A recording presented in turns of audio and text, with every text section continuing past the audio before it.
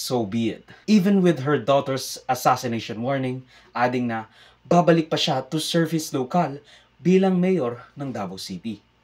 Bumalta naman ang Malacanang sa komento ni VP Sara saying na it is too far-fetched to compare Ninoy Aquino to his father dahil wala raw kasong mass murder at mismong si FPRRD ay kinumpara ang sarili hindi kay Ninoy kundi sa kanyang fellow mass murderer and genocide enthusiast Adolf Hitler. Yun ang gusto niya. Gusto niyang umuwi.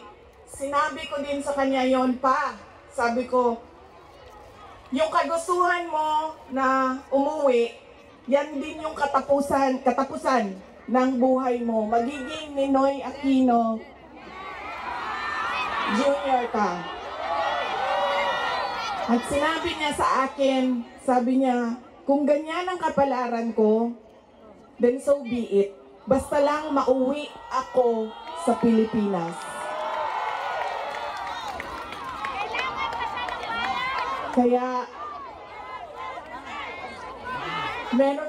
meron man akong worry para sa kanyang safety and security, pero lagi niyang inuulit-ulit talaga, ibalik niyo ako sa Pilipinas.